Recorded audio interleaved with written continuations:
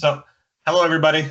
We are members of the AESQ Human Factors Subject Matter Interest Group. And this is a video podcast that we're wanting to put together and distribute to anyone who can go into the AESQ website and take this down and get some learnings from it. My name is Dan Carroll, and I'm from Precision Cast Parts Corporation. Hi, I'm Bethany Ryan, and I work with GE Aerospace. And Beata Tarczoń, I am MTU Aero Engines.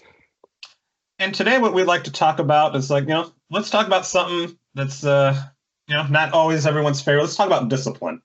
But we're going to kind of talk about this and frame it around a case study, a real world example, using the Human Performance Culpability Matrix. So, Bethany, can you tell me about a scenario, something that really has happened that you and your team have worked on, kind of through a human factors lens? So an example that comes to mind is we had a situation where somebody had used the incorrect coolant. When that happens, it's something that's not approved, hasn't yet been analyzed, which means that that's a non-compliance. We only use approved coolants when we're running parts. And so therefore, with this situation, it would lead to, at best, a delivery delay, which is, if we perform analysis and determine that that didn't have any inadvertent impact to the parts, then there could be, maybe those parts would be fine. Also, that kind of situation could result in all parts being scrap. And so not a great thing. There's a lot of nerves that go into that. And it is a case where it's pretty easy to kind of jump to calling that error the cause of the event and looking to discipline the employee. Yeah, I think we've all experienced that in one form or another in our careers.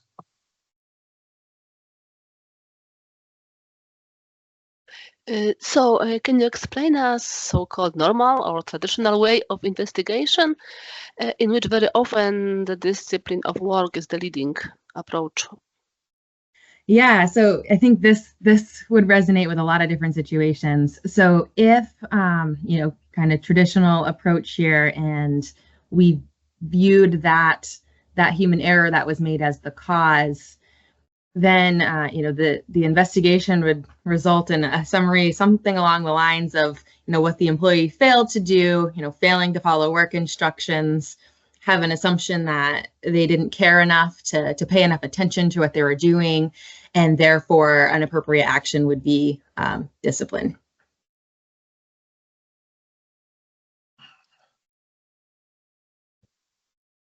So, Bethany, we have this culpability matrix. We kind of started talking about that on the intro slide that is available in the reference manual 13,010. It is Appendix H in there for everybody out there. And this can help us determine if discipline is warranted or not.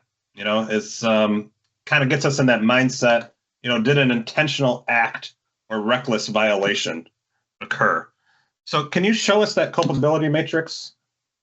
So here is like really what we're getting into. Was an intentional act? Was it the not an error versus, hey, the person made a mistake. It was an error on that. And I think most of the time we go through in the traditional sense and be like, we're going to discipline the person that did it on purpose. But I think that's really, as we walk through this and really start thinking down about it, that's probably the rare case as we're going through it. But could you show us how you went through this in the coolant example that you were showing us before? Yeah, absolutely. This is a great tool for that. There's a lot of mantras in the human factors world about trying to avoid, disciplining for human error. But what this helps separate, what is a human error and what is a systems violation versus something that's reckless or intentional act. So it can be a really helpful tool if we're thinking, like leaning toward discipline as a check, being like, is it really the case when that makes sense? For this situation, starting with question 1 on the upper left is, were the actions intended? And here felt like that was no. This operator didn't intentionally use the incorrect coolant. Then it moves over to, did the employee knowingly violate expectations? Dan, what do you think if you were analyzing this? What do you think the answer to that question would be? Thinking about it, and I don't think that this person did that on purpose using the wrong coolant. It doesn't seem like, from what you told us at the beginning, that they were like, hey, you know what? I know I'm not supposed to use this one, but I'm gonna use it anyway. So I would say no. Yeah, that's where we concluded as well, is like, okay, no, it wasn't like a knowing violation. And that brings us to this really important question. And that's, would a peer have behaved differently under these or very similar circumstances? We did kind of go back and forth a bit, trying to understand this, being like, could other people make this mistake? Potentially. Do they normally? No. Do we expect them to? No. And so here we said, would a peer have behaved differently? Ended up saying typically yes. Typically the correct coolant is used. Felt that like that was the correct answer there. Okay. And then we get to this next question on the tree that says, were there deficiencies in training, selection, assignment, or experience? So in this situation, the task where the error was made was identifying the correct coolant. So matching the work instructions to the coolant type. And so, this was a very experienced, trained operator. And so determined that no, the problem wasn't deficiencies in training, which led us to the conclusion that the situation was a possible negligent error. But importantly, it was an error versus, a reckless violation or intentional act. Okay, so really, they didn't do an error. They didn't intend for the outcome to happen. It wasn't on purpose. Certainly. Okay. So, Bethany, can you kind of walk us through what was the end game here in this scenario? Yeah. So, setting ourselves up, as the kind of the learning and investigation team was, so determining that the cause wasn't the human error. We had the opportunity to learn from this process, and so we partnered with the operator and just asked to learn a bit more about what identifying and changing the coolants over, what that process really looked like. And he explained to us that there was 2 main coolants that were used in the shop, and they both came in identical 55-gallon pink drums, and each had a fairly small sticker on the top with, I think it was like a 10 to 12 digit alphanumeric code, and there was 1 digit in the middle of this code that was different between the 2. Okay. Yeah. So seeing that, and also taking into consideration that this event happened in the middle of the night on 3rd shift, taking all of that together really got us thinking like, okay, maybe there is a better way for these to be differentiated. And we called the coolant vendor and just explained the situation, saying like, hey, we have this issue sometimes in our shop, and to get some of their thoughts on it. And the coolant vendor actually said that they sometimes had very similar issues in their own internal operations. And they suggested and implemented having one of them come in a blue drum. I see how that now is, in my head, how it kind of works. If I looking at a string of numbers, I can see where the operator, hey, maybe a, 5 and a 6, 6 and a 9, they kind of look the same. You invert them in your head. But I use a very simple example that we all use all over the world every day when we're driving. No matter where you are in the world, green, it doesn't say green. You see a green light, that means go. You see a red light, that means stop. It doesn't say stop. on it. So I think this color coding, I could see where that could be a very effective way, a very quick way for the human to be like, these are distinctly different. Yeah, it seemed like a simple idea, a simple solution, but certainly a maybe worthwhile and beneficial one.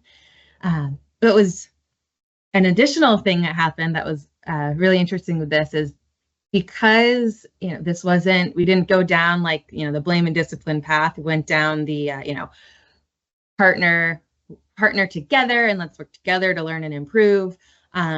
After this was implemented, the operators on their own started keeping track and creating kind of a data set on the different metal types and parts and the different types of machines that were used, trying to determine what the correlation was. Like why did some parts use the pink drum and some use the blue drum, and ended up having a very hard time finding that connection.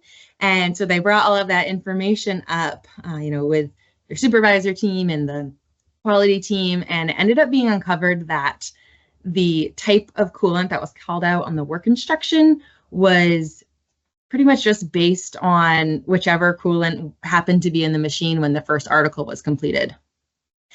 And so that highlighted a pretty large administrative burden that the shop had that truly was unnecessary. And so together with quality and production, they started moving toward getting all of the parts approved on a single coolant so that this error trap as a whole would be eliminated from the process.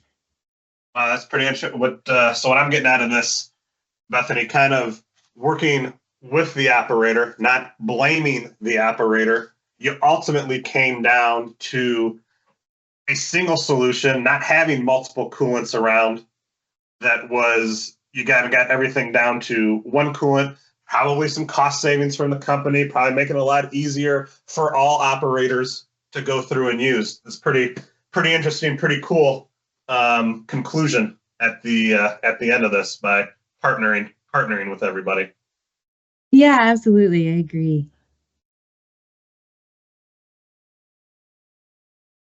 So, Bethany, based on your analysis results, can you describe us the difference when the event is understood with the human factor lens instead of the traditional way? Yeah, I think that this event really does highlight how big of a difference there is. Where we talked, a few slides ago, with a traditional lens and concluding that human error was the cause, it oftentimes just leads to discipline, and that's kind of the end of the learning. But when we determine that in fact it was human error and that's a consequence of the system, that opens up the opportunity for us to learn a lot more about what in that system led to the error, and focusing on that as an opportunity to improve. And those were the things that included color coding the drums to help make them easier differentiated, and moving on to even simplifying the process overall to a single coolant. So we can say that starting from the human behavior, as similar as in the traditional analysis, we can get to the just by considering the human factors which influence of the operator, we can finally get to the process improvement. Yeah, for sure. And it really comes down to determining, hey, is this something that was an intentional act or a reckless violation, or is it something more like that was system induced or truly human error?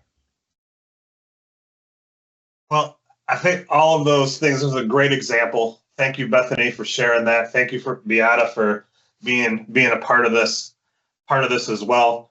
And we encourage everybody to go through, use the reference manual. The next time you're in a tough situation where maybe your first instinct is, and we've all been there, we're gonna discipline the employee, we're gonna retrain them. Use that culpability matrix that's in RM 13010 Appendix H, and run the scenario through there. Run it through those questions and see, really, is it the person or is it the system? That's what we really want to get down to with that. So thank you, everybody. Hope you enjoy.